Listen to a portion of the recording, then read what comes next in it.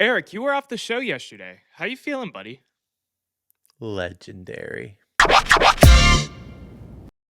I know I took a day off for a personal reason on the very day that I would have loved to do a show because our boy got his win. But today's all about the media reaction stemming from that. There's a lot to talk about because there is a lot being talked about. Where are we starting, Noah? Yeah, I feel like we got to touch on the breaking news that shouldn't have been breaking news, but Shedeur was named the starter to go into this 49ers game and go out there and prove himself yet again. I'm not surprised by this after how he played in that Raiders game, after what the offense looked like with him out there in that Raiders game. What's your reaction, though? My reaction is there was literally no other choice. Like if they had named anybody else starter at this point, I think there would have been a riot. In fact, my favorite meme was one that I sent you where everyone had their pitchforks ready after it said Dylan Gabriel has passed concussion protocol, and then it says Shador's starter, and they're like, ah, good, okay, because that's the truth. I think everyone would have had their pitchforks out, and there would have been zero reason for Kevin to keep his job at that point. Yeah, it would have been absolutely absurd, but you cannot discredit what the offense looked like. There was some talk going out there on Monday afternoon about what his QBR was. It was low. It's a rookie's first start, and he had 1 week of prep. If you're out here talking like you don't want to see more, you're lying to yourself because after that game, I definitely want to see more. And even if it wasn't the best game, I probably still would have wanted to see more just based off that one deep ball to Isaiah Bond because our offense has not had that kind of spark since Joe Flacco, not at the beginning of the year, but in 2023. Yeah, I mean, I think he averaged 10 yards a throw, if I'm not mistaken, something like that. Highest for Dylan, a highest for a first start quarterback since 2022, highest for a Browns first start quarterback since 2005. what more do you need to say? Dylan Gabriel didn't throw the ball 10 yards, let alone average 10-yard plays. So, yeah, I'm excited. Listen, are there going to be growing pains? Yep. Yes. Did we see some things that we needed to see, like him climbing the pocket instead of drifting back? Yeah, we did. We saw some growth there. And again, the big playability, that throw, when he was flushed out of the pocket on the run, deep ball throw, Miles Garrett said, some guys in the league just can't make that throw. I think he's right there. That's not an easy throw to make. He gives us that playmaking potential. So to go with anyone else would just be heinous. Eric, I know you were off yesterday, but you could at least have watched the video I did solo dolo. I already talked about that Miles Garrett quote. Get your own material and let's move forward. Come on, man. All right, let's move on. Let's do it. Give me the first clip. The first clip is what was the drama for most of Monday on our Victory Monday with the Cleveland Browns. And let's hear Kevin Stefanski postgame. Hey, how about that road win?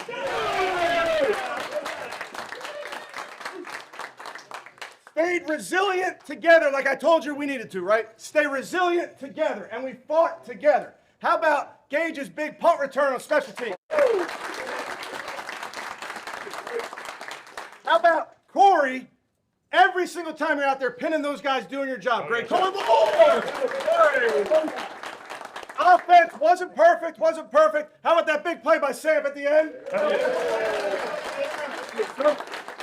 IB, huge play. Q, huge play. Harold making a big play. And then another rookie making his first start. Nice job, Shedeur. Well done.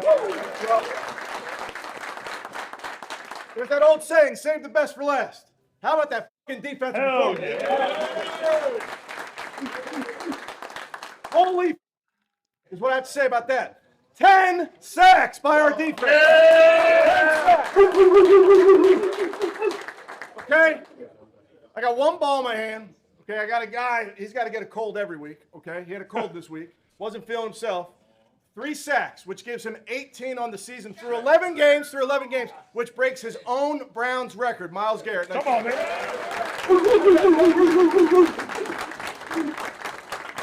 So I'll see you guys in tomorrow. Hey, I'll see you Wednesday!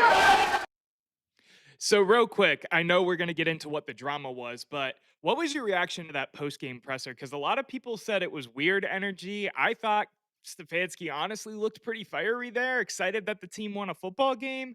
You're a bigger hater than I, though. So, any thoughts on what Stefanski had to say post game? Yeah, I don't disagree that it's weird energy. It's like I don't know how to explain it honestly, but it's given off vibes like I don't know. I really don't know how to explain. I know I'm supposed to be giving you words here, but I don't disagree with that. I think it is weird energy. Like I don't feel inspired listening to him. And maybe it's because I've given up on him as a coach, but he just feels like he's going through the motions just saying the words. He's not getting better every week. The team is winning in spite of him, and it feels a little hollow to me. No, that's completely valid. I would say in a better year, that's the type of fire that people typically complain about with Kevin Stefanski, and he's showing it on a media clip there. But I can't disagree. I'm not going to defend Stefanski after what we've seen for a majority of the season, just because we had one win where the offense looked competent and we played the quarterback that I've believed in since the draft process. So I'm not disagreeing with you. I was just curious if you would pick and prod at anything that Stefanski really had to say there. It's not the fire at all. It's the mouthpiece that's saying it. It's the guy that has lost every game and is telling you like, "Hey, you got to do this." Like it falls on deaf ears a little bit because I don't know. I'm not in that locker room. I don't know how far gone he is or isn't with the team, or how much they're buying it or not buying it. That's a question for guys like Miles. I can't answer that, but it just feels, like I said, hollow. Fair enough, fair enough. There was a part to that whole post-game presser that not presser, excuse me, that whole post-game clip that came out that had national media talking, local media talking, and of course, the CU aunties talking. So hold on. A guy Yeah, making his first start, a guy yeah, that you didn't really want to start, a guy that you right, didn't even want in your organization, right, right. and that's all he get. Great job. Well, He yeah, don't get that's no. that's He what don't get no game ball. nah, he don't get no game ball, Unc. That wasn't his pick. That's not what they want. They don't want him to succeed. You know that. And no disrespect. The owner told you. The owner told you to himself. Even the head coach guy, the head coach's guy is Dylan Gabriel. We all understand that. Listen, didn't Shedeur make history tonight? Yes, First Browns quarterback as a rookie to start and win after what? Since what? 17. I mean, you 17? got to think about it, Ocho. They've had 42 starting quarterbacks since 1999. Right. No quarterback making his first start. Yeah. The last 17 have Mhm. said we didn't do get it. They didn't get it done. Yeah. Listen. I mean, That ain't worth the it's game ball, Ocho. It's clear as day now. It's clear as day. Like I mean, we've been going back and forth about this over and over, like nitpicking here and there. And people say, oh, they hate, they're not hating. Oh, Dylan Gabriel. Listen, all that we know what the play is. The writing is on the wall. It's always been on the wall. When the owner came out and said what he said about this not being my pick, this is brother Drew Berry. Drew Berry, right? Is that how you say his Yeah, name? Andrew Berry. Andrew Berry. Excuse me. Andrew Berry. It was his pick. It was his idea. I mean, we know what it is. You know, the odds are stacked against you. The odds are stacked against you. When the opportunity presents itself, he has to go out there and do what he did. Do what he did. Listen, I agree and I disagree here. I agree in the sense that I don't think Shador's their guy. I agree with what they're saying in essence here, but I do want to give credit where it's due. Dylan Gabriel didn't get the game ball in his first win either, if I'm not mistaken. So I don't know. I think this is making a little more out of nothing. And again, not a Kevin Stefanski fan. Again, not a fan of how Shador has been treated to a large extent in this organization. I think they're right in a lot of what they're saying, but this is just one step too picky for me. Yeah, it's too picky for me as well. It feels like complaining because your son didn't get a trophy at the YMCA game type of level. Like, and you don't even know if Stefanski pulled him to the side after and gave him a football. Here's your first game. Here's your first career win. Have one of the balls instead of, making the point because Miles Garrett was the best player for the Cleveland Browns that game. And he was sick, Unreal. as Stefanski said in the clip. That being said, though, this continues to feed into my favorite conspiracy theory to spew here on the channel at the office, man. In that Andrew Barry's guy is Shedeur Sanders and Kevin Stefanski's guy is Dylan Gabriel. And That might be part of it, and Chad Ochocinco, who's been in the league, has seen this kind of thing play out before. I'm not saying he is the most credible source by any means. I Yeah, don't think him nor Drew Shannon Barry. Sharp are Drew Barry. I was audibly laughing over here in my office, but I it's just another one of those things that people are picking up on, and I said it in October, and I'm going to keep saying it. Maybe it's a sign of a divide in Berea. Yeah, I agree with that. I think there is a divide, and I think Andrew Barry's going to be the one on top of the divide. I think he wins this at the end of the day. And the starts by Shedeur, the win is just furthering his case. I think it's only a matter of time, but we are seeing a rift in Berea. So interesting. So you're not upset that Shedeur Sanders didn't get a game ball then, right? These aren't things that I'm worried about because these aren't things that Shedeur should be worried about. This Right. is the when you say "see you, auntie," whatever, like, this is the crap that I don't listen to and I don't care about because it's so impertinent. And Shedeur Sanders, if you asked him, he would say the exact same thing.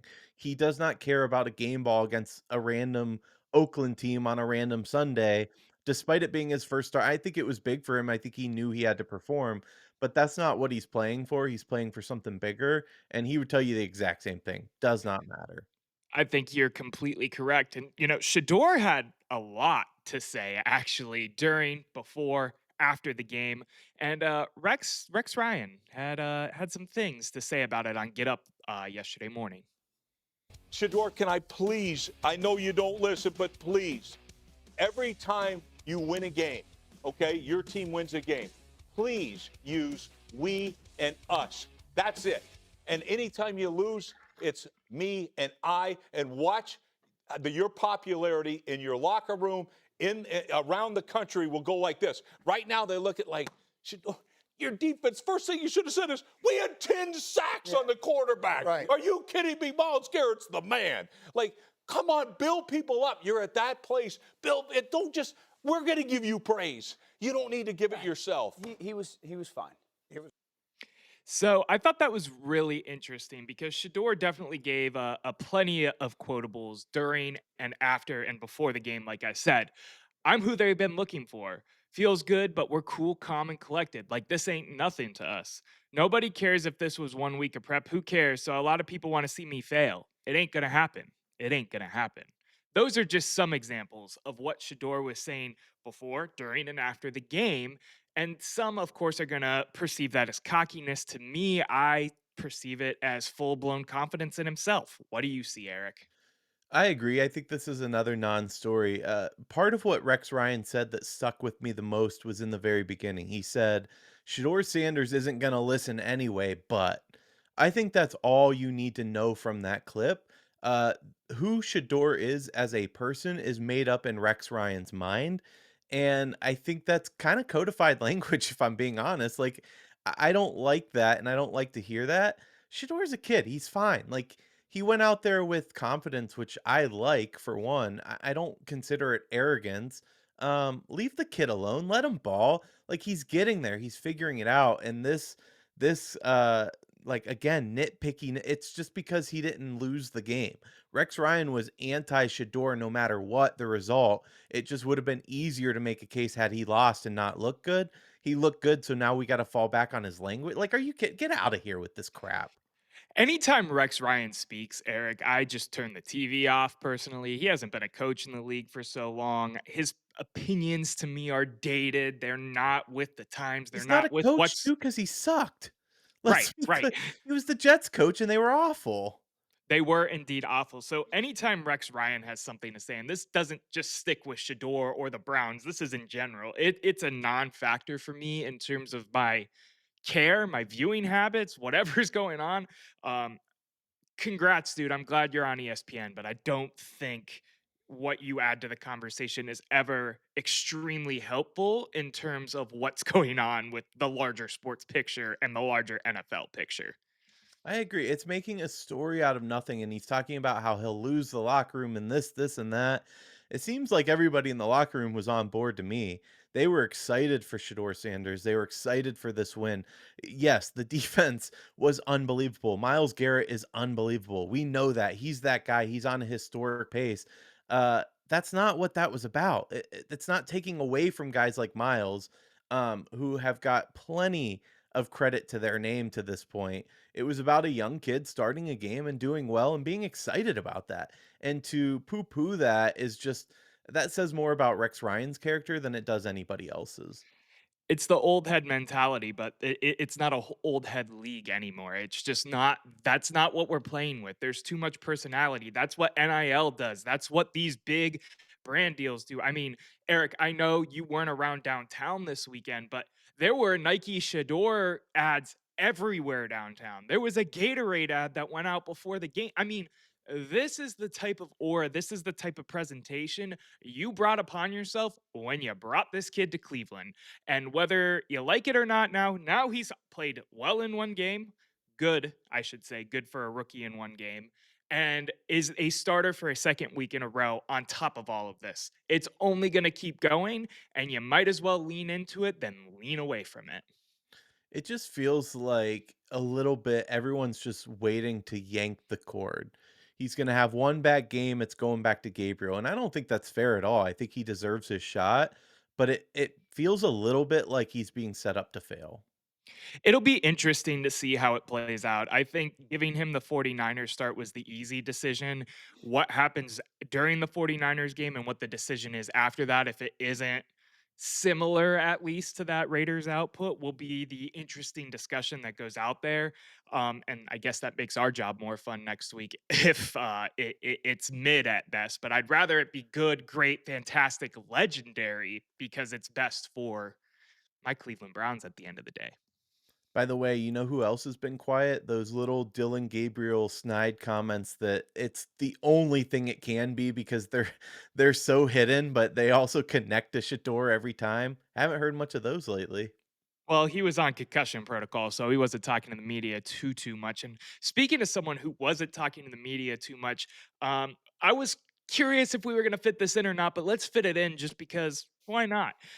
Deshaun Watson was seen a bunch during this game. Obviously not on the field, but in his pom pom beanie with his big bougie sunglasses on the sideline. And 92.3 The Fan, a local radio publication here in Cleveland, had a little bit to say about it. What do you say about him being on the sidelines and showing Shador what's what? That was the most on the engaged. pad, on the That was by Microsoft Touch, or the that was by Surface, or whatever they call those things. That was by far the most engaged I have seen Deshaun Watson. I thought that was a really good thing, and I'm really impressed by that. I'm really impressed because I thought it would be never seen of, never heard of really again. I don't know what they're going to do here over the next couple of weeks with him. And Mary Kay says he'll be on the roster next year. He may very well be the most expensive bridge quarterback that we. Eric, any thoughts about seeing Deshaun on your TV screen on Sunday? What Ken Carman and Anthony Lima had to say about him? Anything? I don't know what to think anymore when it comes to Deshaun Watson. That's the truth. Like, I don't know. I think he does have a wealth of knowledge that he could potentially impart on Shedeur Sanders. Like, he was a very good quarterback in this league at one point, but everything surrounding him, I don't know. Like, I don't know what to think. Is he going to be on this roster next year? Is he going to play for us again? Like, all these questions a couple months ago would have seemed absolutely insane, but now they seem to be up in the air. And I really don't know how I feel about it. Like, as much as I want to move on, is it good? Maybe that he has a roster spot. I don't know. I just don't know how to feel. That's the truth.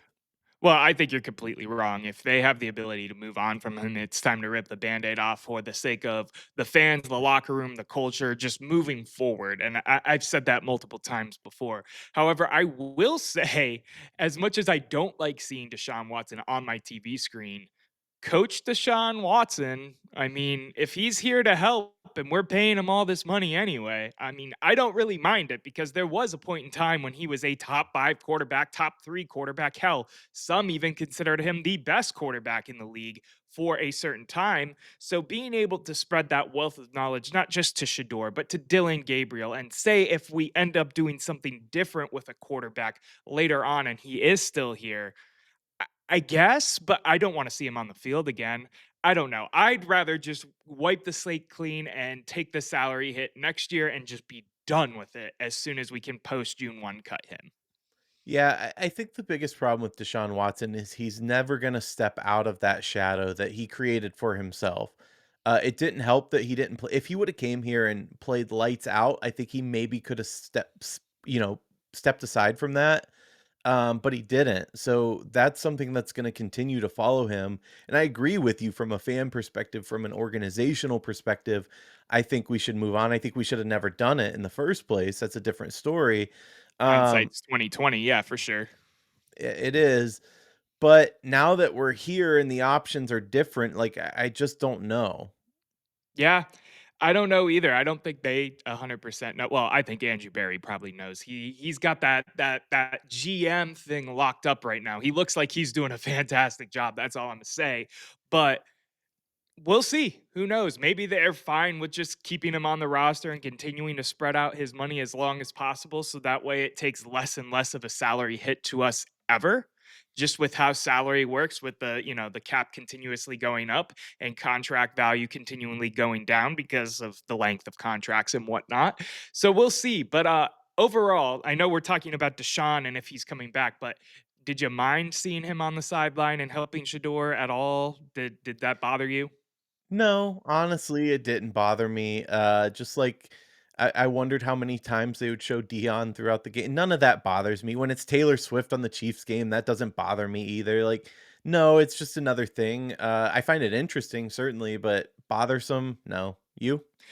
That nah, I mean, like, I don't like seeing Deshaun. I'm ready to wipe the slate clean, like I've said. But if he's here to help, he's here to help, and I'm fine with any extra help we can get for rookie quarterbacks, especially guys that might have a little bit of knowledge, and maybe we don't like to admit that because we don't like Deshaun Watson, the person or the player at this point. But he does have some knowledge to share, I guess, in terms of on field football product, of course. And it's funny that you mentioned Taylor Swift, too. My favorite tweet from Sunday during the game was, damn, Deion Sanders is really about to become our Taylor Swift, isn't he? I didn't see that, but that is funny. That was a really good one out there. I can't remember who posted it, but it was a funny one nonetheless. And it's onward and upward from here, Eric. I believe tomorrow's video is going to be the Shador film recap. We were going to try to make that happen quicker than quick, but NFL Plus did not want to post the all 22 that quick. It just came out. I just looked right before we recorded this. So that'll be out tomorrow. Get some other stuff cooking in the pot, of course. Hopefully everything works out, moves in the right direction, but it's just another day at the office at the end of the day, man. It is indeed, and it's weird because we don't have any announcements. We've done our live shows. We don't have any plan. You'll be live though. Not live, but you'll be at Muni this upcoming weekend against San Francisco, right? Yeah, we will be indeed. I will be out there. And I said we because your ass will probably get drug out there somehow, some way. It always Nope. does. It always does. We'll see. I'm You saying said no no. this time. It's You hibernation said no season. last time too, and you said don't spend money on the team, and then it was your idea to spend money on the team and go with some of our other friends. So you might be there. You might be there. It's a hard no from me. And on that note, the debate never ends, but the show does for now. We'll see you next time.